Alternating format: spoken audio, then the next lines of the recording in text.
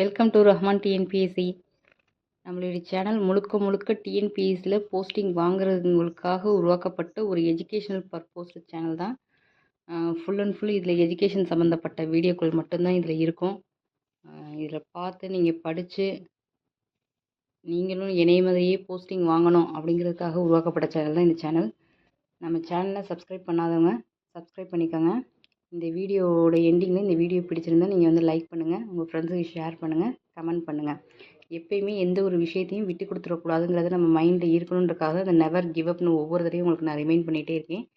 இந்த வீடியோவில் நம்ம திருக்குறள் அப்படிங்கிற டாப்பிக்கில் இருக்கக்கூடிய அந்த நூலை பற்றிய குறிப்புகளை மட்டும் பார்க்க போகிறோம்.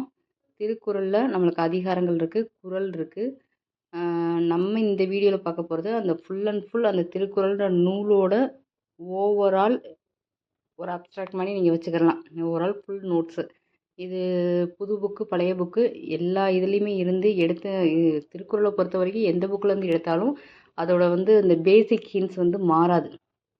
அந்த மாதிரி தான் இது வந்து அதை பற்றின ஒரு பேசிக் இன்ஃபர்மேஷன் தான் இந்த இது. அந்த பேசிக் இன்ஃபர்மேஷன் கண்டிப்பாக இதுலேருந்து ஒரு கொஸ்டின் கேட்காம இருக்கவே மாட்டாங்க. திருவள்ளுவரை பற்றியோ திருக்குறளை பற்றியோ அந்த நூலை பற்றியோ கண்டிப்பாக இதில் இருக்கும். பழைய புதிய சமச்சீர் புத்தகம் ரெண்டுலேருந்துமே இதில் எடுத்திருக்கோம்.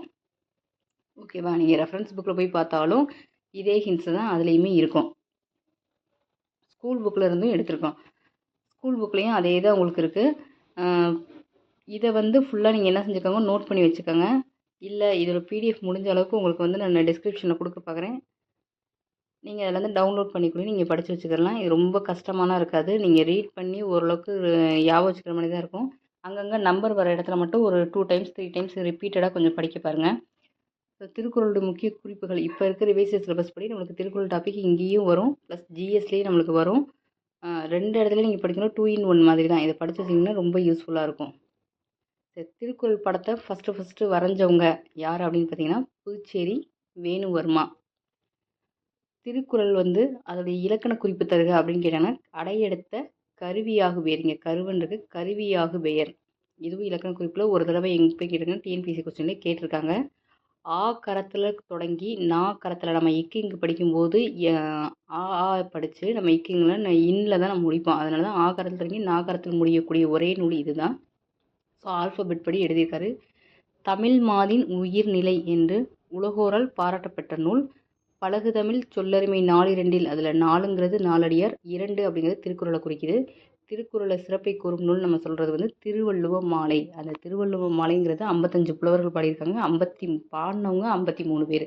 அதில் கபிலர் என்ன சொல்லியிருக்காரு, ஔவையார் என்ன சொல்லியிருக்காரு அப்படிங்கிறதெல்லாம் பின்னாடி சென்டென்ஸாக உங்களுக்கு வரும், அதில் பாருங்கள். 14 கீழ்கணக்கு அப்படிங்கிற டாப்பிக்கில் வந்து என்னென்னா அதிக அறக்கருத்துக்களை உடைய நூலும் திருக்குறள் தான். அதிக பாவால் பாடப்பெற்ற நூலும் இது. அதாவது அவங்க சொல்கிறது அந்த கவுண்டிங் 1330 அப்படிங்கிறத சொல்கிறாங்க.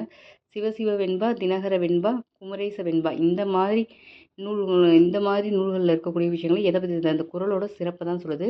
இயற்கை வாழ்வில்லம். கண்டிப்பாக டிஎன்பிஎஸ்சியில் ப்ரீவியஸ் கொஸ்டினில் கண்டிப்பாக கேட்டிருக்காங்க. இயற்கை வாழ்வில்லம் என குறிப்பிடப்படுற நூல் திருக்குறள். இதே மாதிரி நிறைய இருக்குது.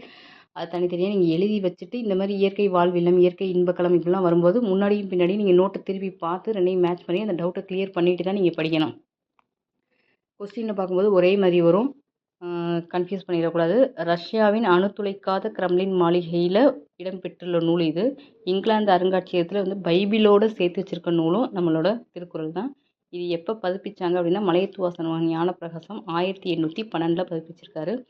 இறை கோட்பாடின் பொதுவான நெறியை காட்டக்கூடிய நூல். இது வந்து நூலோட சிறப்புடைய பார்க்குறோம். முதற் பாவலர், பெருநாவலர், தேவர், திருவள்ளுவருக்கு கொடுக்கக்கூடிய சிறப்பு பெயர்கள் தான் வந்து இதில் வந்து நாயனார், நான்முகனார், மாதானுபங்கி, பொய்யில் புலவர், சுருங்கச் சொல்லி விளங்க வைப்பதில் வல்லவர், பொதுநெறி காட்டிய புலவர். இது எல்லாமே திருவள்ளுவருடைய சிறப்பு பெயர்கள். மாதானுபங்கி என்ற சிறப்பு பெயரால் அழைக்கப்படுபவர் யார் அந்த மாதிரியும் கேட்கலாம். பொய்யில் புலவர் அப்படின்னு இதுவரை நம்ம வந்து என்ன டிஎன்பிஎஸ்சியில் கேட்கல. ப்ரீவியஸ் இனிமேல் வந்து கேட்காததெல்லாம் விடுபட்டதெல்லாம் நீங்கள் ப்ரீவியஸ் நீங்கள் என்ன செய்யலாம், மேட்ச் பண்ணி நீங்கள் வந்து படிக்கணும். அந்த மாதிரி இந்த பெயரால் குறிக்கப்படுறவர் யார் அப்படின்னு கேட்கும்போது அந்த இடத்துல திருக்குறள் நம்மளுக்கு ஞாபகம் வரணும். அதுக்கேற்ற மாதிரி நம்ம அதை வந்து ஆர்டர் படி அரேஞ்ச் பண்ணி நீங்கள் படிச்சுக்கோங்க. திருக்குறளுடைய சிறப்பு பெயர்கள் அப்படின்னு சொல்லி பார்க்கும்போது முப்பால், உலகப் பொதுமறை, பொருளுரை, முதுமொழி, தமிழ் வேதம், தமிழ்மறை, பொதுமறை, வாயுரை வாழ்த்து, உத்தரவேதம், பொய்யாமொழி, அறவிலக்கியம், திருவள்ளுவ பயன். இது உங்களுக்கு வீடியோன்றனால நான் ஒரு தடவை மட்டும் ரீட் பண்ணியிருக்கேன். நீங்கள் 2 டைம்ஸ் 3 டைம்ஸ் ரீட் பண்ணிக்கோங்க. அதே மாதிரி இந்த மறை மறை வரதெல்லாம் சேமா, மொழின்னு முடியறதெல்லாம் சேமா, வேதம் அப்படின்னு முடியறதெல்லாம் சேமா, அப்படி அந்த ஆர்டர் படி வச்சுட்டு நீங்கள் படிங்க, மறக்கவே மறக்காது. ஸோ யார் யாரெல்லாம் இந்த திருக்குறளை புகழ்ந்திருக்காங்க அப்படின்னா அவங்களுடைய புகழுரைகள் தான் இப்போ நம்ம இந்த இடத்துல பார்க்க போகிறோம். வள்ளுவனை பெற்றதனால் பெற்றதே புகழ் வையகமே. வையகம்ங்கிறது உலகம். அது இந்த இடத்துல ஒரு ஷார்ட்கட் மாதிரி நீங்கள் ஒரு வேர்டு ஞாபகம் வச்சிங்கன்னா தான் ஞாபகம் வரும். பாரதிதாசன். இணையில்லை முப்பாலுக்கு இந்நிலத்தே. இந்த நிலத்தில் இந்த 3 பால்களுக்கு இணையானது எதுவும் இல்லை அப்படின்னு சொன்னது பாரதியார். வள்ளுவன் தன்னை உலகினிக்கே தந்து வான்புகழ் கொண்ட தமிழ்நாடு. தமிழ்நாடுன்னு வந்துட்டாலே அது வந்து பாரதியார் தான். கடுகை துளைத்தே எழுகடலை புகட்டி குறுகத் தரித்த குறள் அப்படின்னு சொன்னது இடைக்காடனார். கடுகு காடனார் அப்படின்னு முடியும். அணுவை துளைத்தேல் எழுகடலை போட்டி அப்படின்னு சொன்னால் ஔவையார் தான். அணு அப்படின்னு முடியுதுல, அந்த மாதிரி ஞாபகம் வச்சுக்கோங்க. இது 2 இதுவுமே ப்ரீவியஸ் கொஸ்டினே கேட்டிருக்காங்க. எல்லா பொருளும் இதன் பால் உள அப்படின்னு சொன்னது மதுரை தமிழ் நாகனார். இந்த இதில் இதன் பால் அப்படின்னு பால் வந்திருக்கனால இந்த இதில் நாகம் அப்படிங்கிறத ஞாபகம் வச்சுக்கோங்க. தமிழ் நாகனார். யாரையும் இது காயப்படுத்துறதுக்காக இல்லை, இது வந்து ஒரு ஷார்ட்கட்டுக்காக ஞாபகம் வச்சுக்கிறதுக்காக தான். யாமறிந்த புலவர்களிலே கம்பனை போல் வள்ளுவனை போல் யாரும் இல்லைன்னு சொன்னதும் பாரதியார் தான். ஆளும் வேலும் பல்லுக்குருதி, நாளும் இரண்டும் சொல்லுக்குருதி அப்படின்னு சொன்னது இது வந்து ஒரு பழமொழி. 3 மன்னவருக்கு செந்நீர் அணியத்தக்க மாலை அப்படின்னு சொன்னவங்க யாருன்னா சீத்தலை சாத்தனார். அதாவது சேர சோழ பாண்டியர் அந்த 3 மன்னர்களுக்கும் அணியத்தக்க மாலை அப்படின்னு சொல்கிறது வந்து எதுன்னு சொல்லிக்கிட்டாக்கா, அந்த திருக்குறளுங்கிறது அவங்களுக்கு மாலை போன்றது அப்படின்றது இந்த இடத்துல உருவப்படுத்தியிருக்காங்க. உலக இலக்கியங்களில் திருக்குறளை போல சிறந்த அறம் வளர்க்கும் நூல் வேறு எதுவுமே இல்லைன்னு சொன்னது ஆல்பர்ட் ஸ்விட்சர். இவங்க வெளிநாட்டவர் கூட நம்மளுடைய திருக்குறளை புகழ்ந்திருக்காங்க. திருக்குறளை முற்றிலும் ஓதிய பின் வேறு நூல் பயிற்சி வேண்டாம், மண்ணு தமிழ் புலவராக விட்டுருக்கலாம். நீ தமிழ் புலவராக இருக்கன்னா திருக்குறளை படித்தாலே போதும்னு சொல்லி யார் சொல்லியிருப்பாங்க அப்படின்னு சொல்லி கேட்டாக்க, இந்த இதில் நல்லூர் நத்தத்தனார் சொல்லியிருக்காரு. எப்பாரும் இயைபவே வள்ளுவனார் முப்பால் மொழிந்த மொழி அப்படின்னு கல்லாடனார். கம்பன் காவியமும் திருக்குறளும் இருந்தால் போதும், மீண்டும் புதிய உலகை படைத்து விடலாம் அப்படின்னு இவர் வந்து வெளிநாட்டவர் தான், கால்டுவெல் சொல்லியிருப்பாரு. இதுவும் ப்ரீவியஸ் இயர் கொஸ்டினில் கேட்டிருக்காங்க. செந்தளிர் கற்பகத்தின் தெய்வ திருமலர் என திருக்குறளை போற்றியவர் இறையனார். செந்தளிர் கற்பகம் தெய்வ திருமலர். தெய்வ திருமலர்ன்ற வார்டு இந்த இடத்துல இறைவனை பற்றி வந்திருக்கு. அதே மாதிரி இந்த இடத்துல ஆன்சர் வந்து இறையனார் வந்திருக்கு. இந்த மாதிரி நீங்கள் வந்து அந்த சென்டென்ஸில் இருக்கக்கூடிய ஒரு வேர்டையும் இந்த ஆன்சரில் இருக்க ஒரு 2 லெட்டர்ஸ் இல்லை 3 லெட்டர்ஸில் இருக்க வேர்டையும் மேட்ச் பண்ணி படிச்சிட்டிங்கன்னா அந்த சென்டென்ஸ் வந்து லென்த்தியாக இருந்தாலும் நீங்கள் ஷார்ட்டாக அதை பார்த்தோன்னே இவங்க தான் அப்படிங்கிறத ஞாபகம் வந்துடும். ஸோ அதேமாதிரி நான் ஏற்கனவே சொன்ன மாதிரி வையகம் இந்நிலம் அப்படின்ற மாதிரிலாம் வந்துச்சுன்னா பாரதிதாசன், தமிழ்நாடுன்னு வந்துச்சுன்னா பாரதியார், இதன் பால் உல அப்படின்னு அந்த பால் அப்படின்னு சொல்லி வரும்போது நாகனார் ஞாபகம் வச்சுக்கோங்கன்னு சொல்லியிருக்கேன். ஸோ 2 வெளிநாட்டவரும் நம்மளை வந்து என்ன செஞ்சுருக்காங்க, இந்த திருக்குறளோட சிறப்பு சொல்லியிருக்காங்க. திருவள்ளுவர் ஒருவன் தோன்றிராவிட்டால் தமிழன் ஒன்றை இனம் உள்ளதாக உலகத்தாருக்கு தெரிஞ்சிருக்காது. ஏன்னா அந்த அளவுக்கு நம்ம வந்து இந்த திருக்குறளை வச்சு தான் வேர்ல்டு லெவலில் ஃபேமஸாக இருக்கும். கி.ஆ.பி. விஸ்வநாதன். திருக்குறள் ஒரு வகுப்பாருக்கோ ஒரு மதத்தாருக்கோ ஒரு நிறத்தாருக்கோ ஒரு மொழியாருக்கோ ஒரு நாட்டாருக்கோ கிடையாது, அது அனைவருக்கும் பொது அப்படின்னு சொல்லி சொன்னவர் யாருன்னா நம்மளுடைய தென்றல் திருவிக்கா சொல்லியிருக்காரு. திருக்குறளுக்கு நிறைய இது ஒரு 10 பேர் வந்து உரை எழுதியிருக்காங்க. அந்த 10 பேர் உரையுடைய சிறப்பு தான் இந்த இடத்துல நம்ம பார்க்க போகிறோம். திருக்குறளை வந்து ஆங்கிலத்தில் மொழிபெயர்த்த இந்தியர் யார் அப்படின்னு சொல்லிங்கன்னா K.M. பாலசுப்ரமணியன். இது இன்னும் டிஎன்பிஎஸ்சி கொஸ்டின் கேட்கல, கண்டிப்பாக கேட்பாங்க. இதில் எத்தனை பேர் உரை எழுதியிருக்காங்கன்னா ஒரு 10 பேர் உரை எழுதியிருக்காங்க. அதில் சிறந்த முதல்ல உரை எழுதினவர் மணக்குடவர். சிறந்த உரை அப்படின்னு சொல்லி சொல்லும்போது பரிமேலழகர். அந்த 10 பேரோட பேர் தான் இந்த இடத்துல கொடுத்துருக்காங்க. தருமர், தாமத்தர், திருமலையர், பரிதி, பரிபெருமாள், பரிமேலழகர், மல்லர், மணக்குடவர், நச்சர், காளிங்கர். அந்த 10 பேர் எழுதியதில் நமக்கு கிடைச்சது ஒரே ஒரு 5 மட்டும் தான் எழுதியிருக்காங்க, கிடச்சிருக்கு. 1840 வந்து நம்ம என்ன பரிமேலழகர் உரையோட திருக்குறளை பதிப்பிச்சவர் ராமானுஜ கவிராயர். உரை இல்லாமல் பதிப்பிச்சவர் அம்பலவான தம்பிரான்.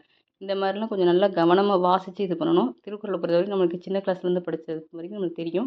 அதில் எத்தனை இயல் இருக்குது, 9 இயல் இருக்குது, 133 அதிகாரம் இருக்குது, 1330 குறள் இருக்குது. அதனால தான் இந்த இடத்துல வந்து இது ஷார்ட்டாகவே வந்து கொடுத்துருக்கேன் இந்த இடத்துல.